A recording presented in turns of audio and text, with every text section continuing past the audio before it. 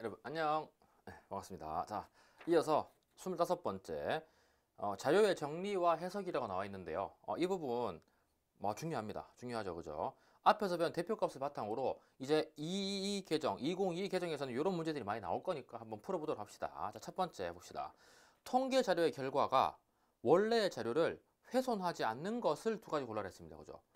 그 이 말 뜻은 어떤 통계 자료를 내보면 그 원자료가 훼손되는 건가 봅니다. 그죠? 자, 보시면요. 히스토그램 되어 있습니다. 히스토그램. 히스토그램 알죠, 여러분? 히스토그램.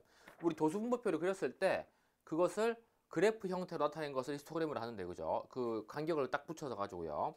히스토그램은 통계 자료 결과가 훼손됩니까? 안 됩니까, 여러분? 원래 자료가요. 훼손이 되죠. 왜냐면요.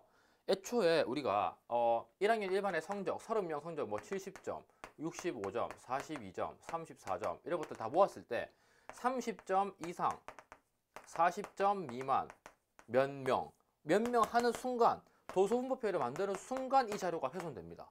왜냐면요. 이렇게 만들어졌을 때 뭐 34, 37 뭐 이렇게 있다 치면 30명대가 2명이 있는데요. 이 2명의 점수를 이 자료 없이 도수분모표만 보게 되면 이 친구가 몇 점인지 알 수 없습니다.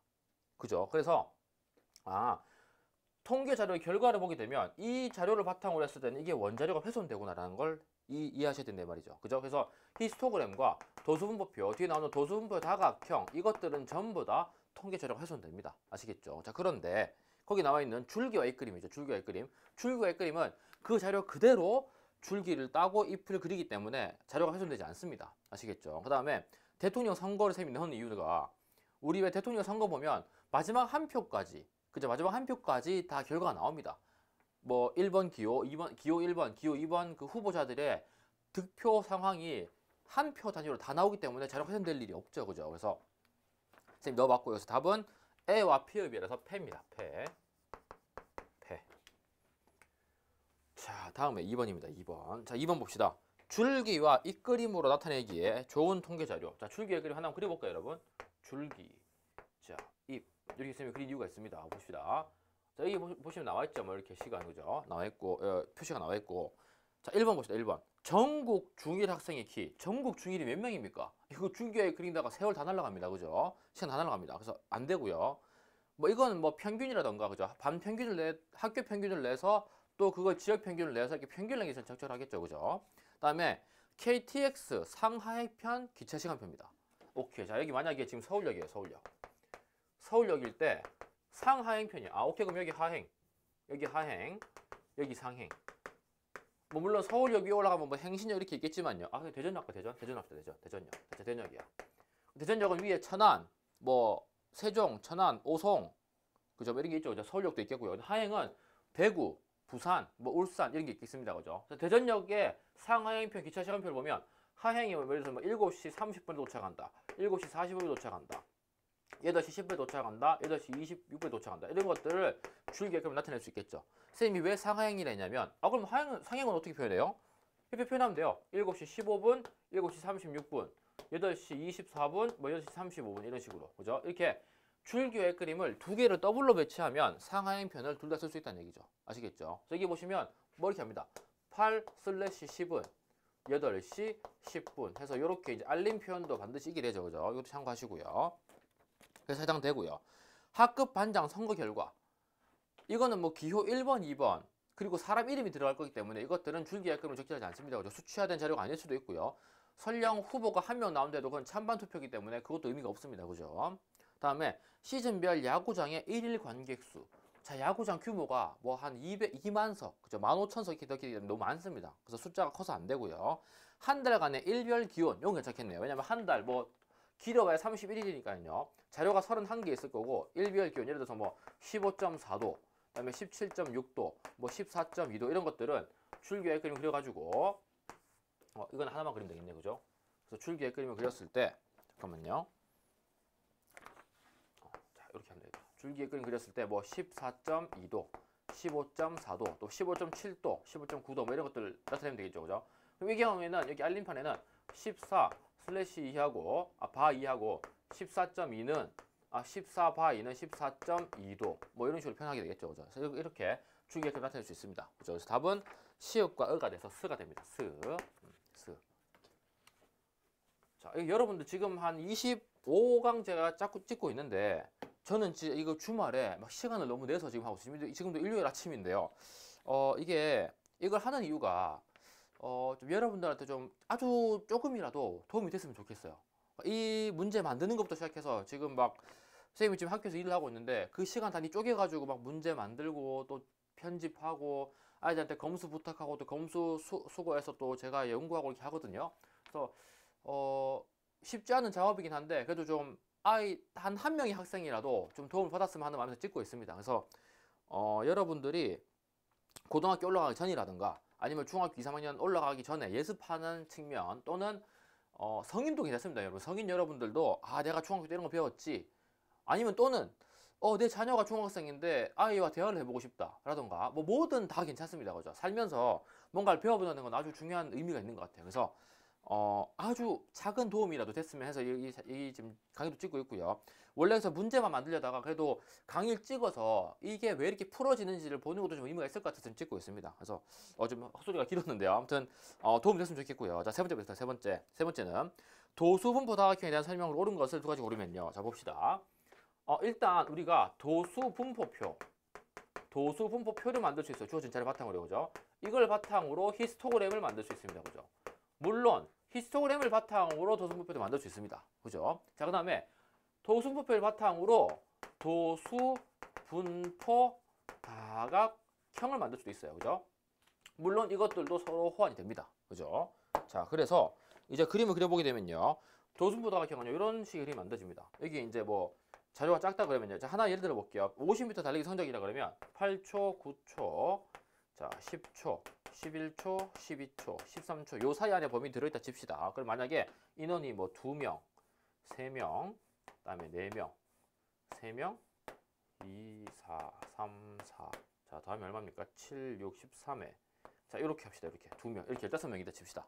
자, 이렇게 이런 자료가 있다 치면 이렇게 생긴 자료는 지금 히스토그램인 거죠. 히스토그램. 그죠? 물론 이 자료를 바탕으로 8 이상 9 미만, 9 이상, 자, 이상 쓸게요. 이상 미만, 9 이상 10 미만, 11 이상, 10 이상 11 미만, 11 이상 12 미만 이렇게 쭉 해서 12 이상 13 미만 해서 이렇게 8에서 9 미만 2명, 4명, 3명, 4명, 2명 해서 도수분포표까지 만들 수 있습니다. 물론 총 인원 15명이겠죠. 그죠?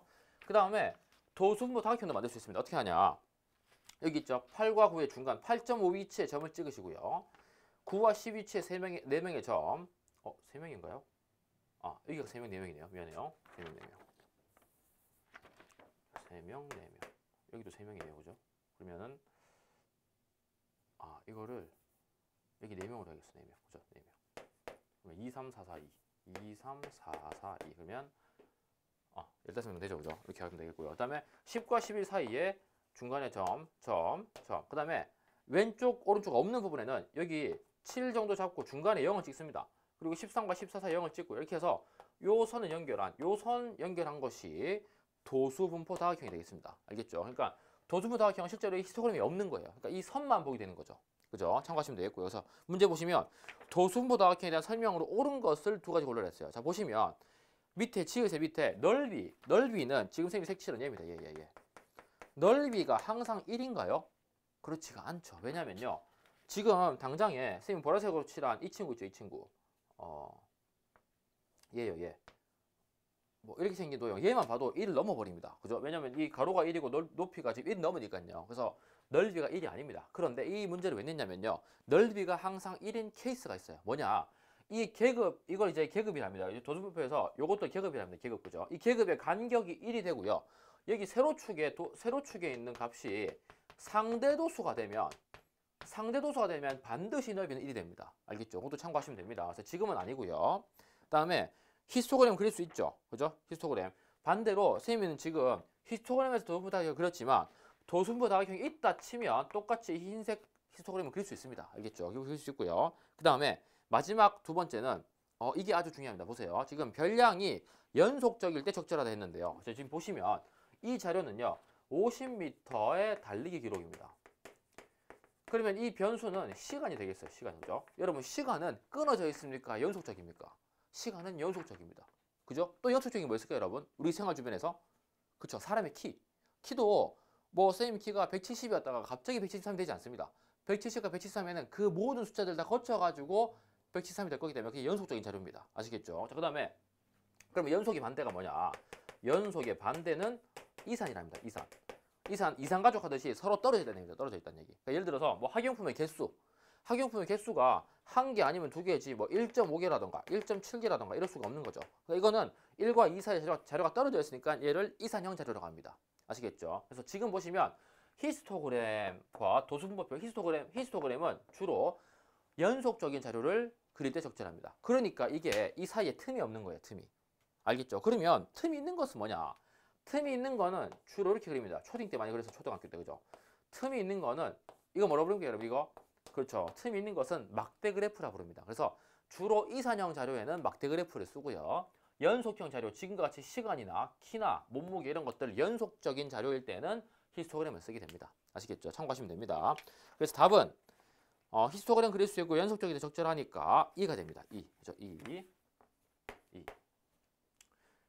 물론 방금 적절하다 했기 때문에 안 되는 건 아닙니다. 알겠죠? 만약에 수학 성적을 가지고도 우리 성적도 보시면 뭐 75점, 뭐 76점, 물론 이 사이에 소수점이 나올 수도 있겠습니다만 이것도 75와 76 사이는 모든 숫자를 나타낸 게 아니기 때문에 어떻게 보면 이산형 자료일 수도 있어요. 그죠?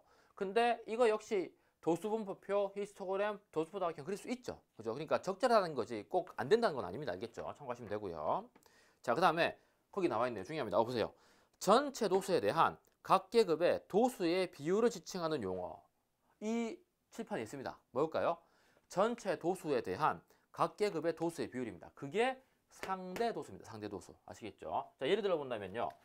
이거 볼까요? 이거? 여기.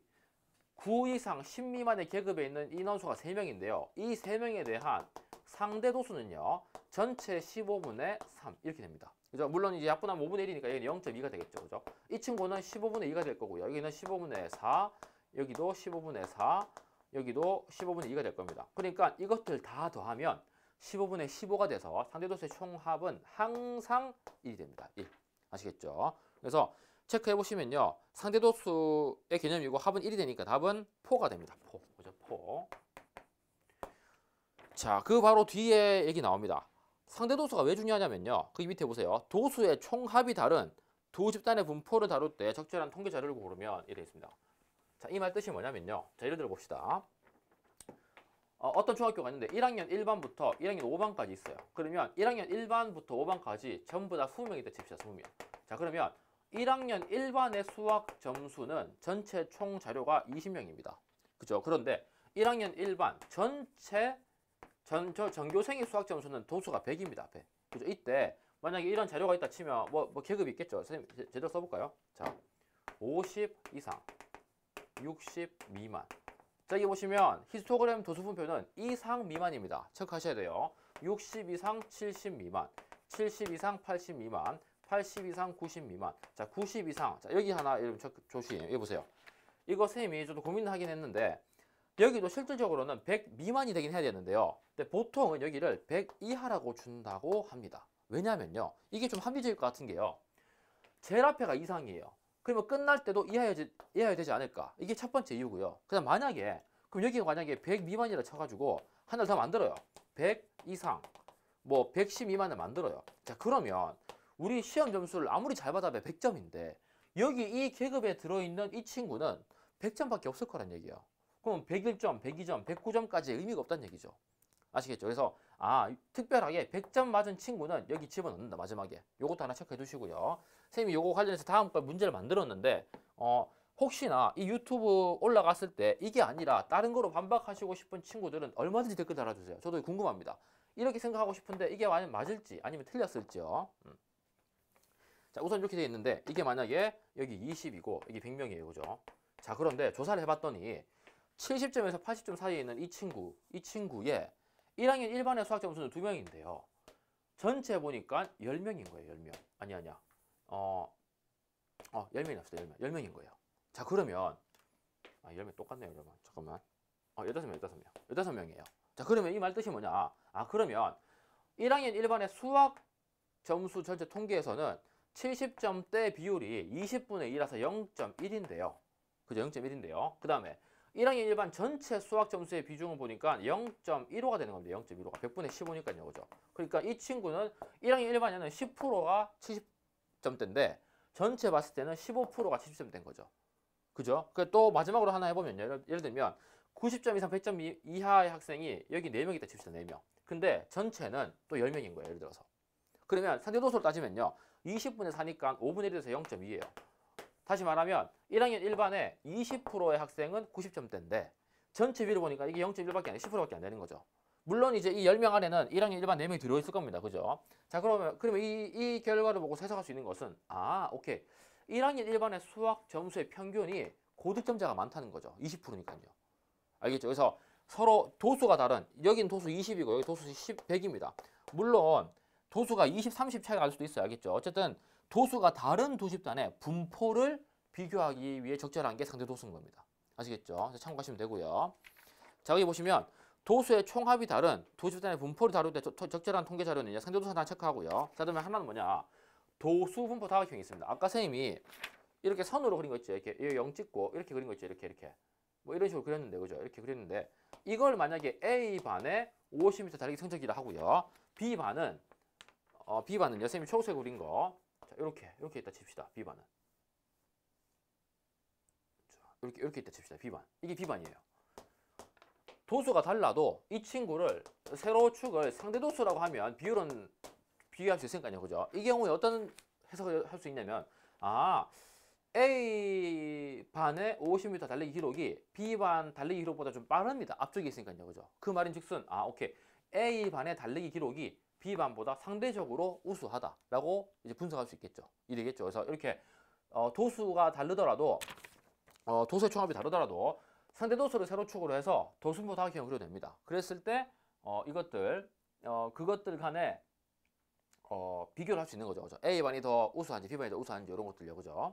그래서 이렇게 해야 되겠고, 답은 도수분포 다각형과 상대 도수가 되겠습니다. 그죠? 그래서 답은 커입니다. 커. 그죠? 커. 그래서 요약해 보시면 포커 페이스라는 노래 나옵니다. 포커 페이스. 그죠?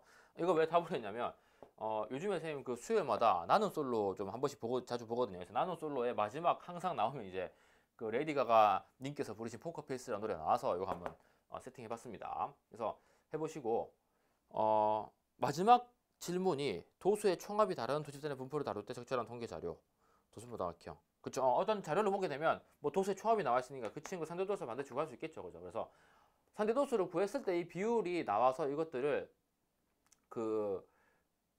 상대도수가 나왔을 때 이 비율을 체크할 수 있어서 도수분포 다각형 의미가 있는 겁니다. 만약 예를 들어서 뭐 A반은 20명이고 B반은 30명인데 이 인원이 다르면 이제 이 다각형의 의미가 또 없을 수 있잖아요. 그죠? 뭐 예를 들어서 한 반에 빠른 애가 5명이고 이거는 뭐 6명이라 치면 이것들 인원 비교가 안 되니까 굳이 비교하자면 세로축을 상대도수를 했을 때 이제 두 자료를 비교하기가 더 적절하다는 얘기입니다. 알겠죠? 네, 참고하시면 되겠고, 자, 저는 이어서 1학년 마지막 수업인 26강에서 뵙겠습니다.